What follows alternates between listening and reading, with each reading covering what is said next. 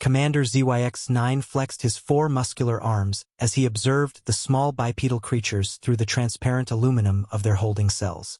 The latest batch of specimens from the outer rim looked particularly fragile, soft pink skin, minimal body hair, and those peculiar forward-facing eyes that suggested they were predators, though ZYX couldn't imagine what they could possibly hunt with such pathetic physiques. "Status report on the new cargo," he barked at his subordinate, Lieutenant Krell. 47 specimens from a backwater planet in the Sol system, sir. They call themselves humans, and their world Earth. Primitive technology, no unified planetary defense grid. Easy pickings for the slave markets of Proxima Station. ZYX nodded approvingly.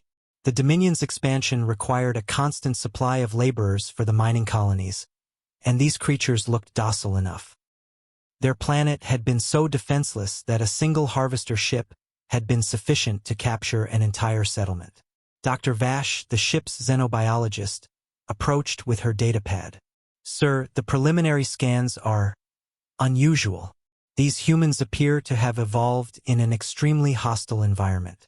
Their bone density is remarkable, and their cardiovascular system suggests they're adapted for high-stress situations."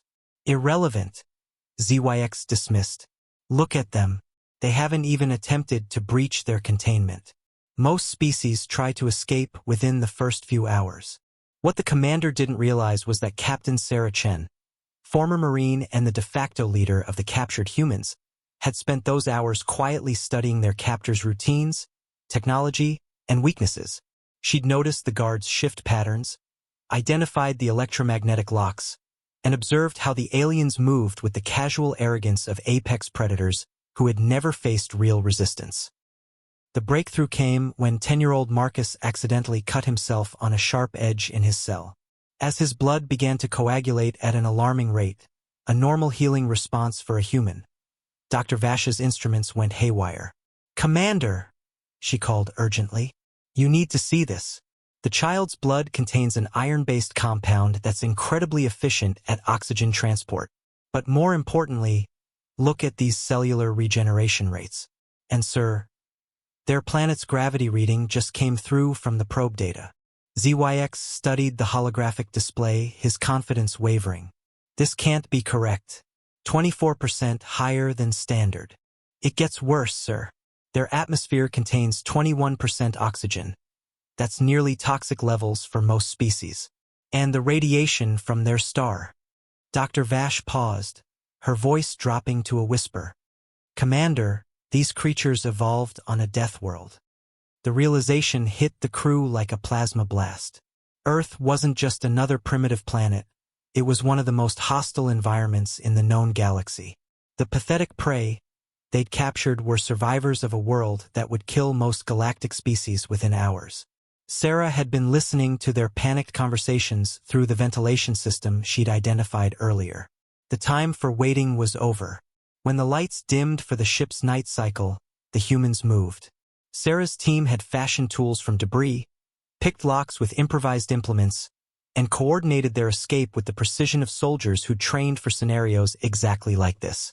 The aliens, despite their advanced technology, had made a critical error. They'd underestimated the adaptability and resourcefulness of beings forged in Earth's crucible.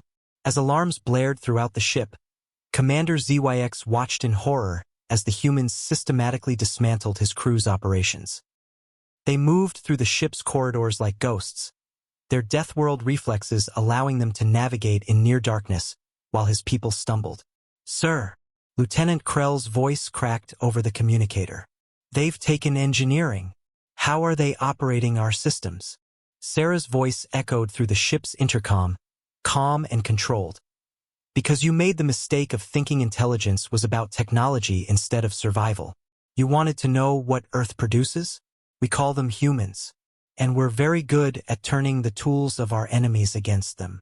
Within 6 hours, the Dominion vessel was under human control, its crew confined to their own holding cells. As Sarah set course for Earth, she smiled grimly. The galaxy was about to learn why humans had spent millennia fighting each other.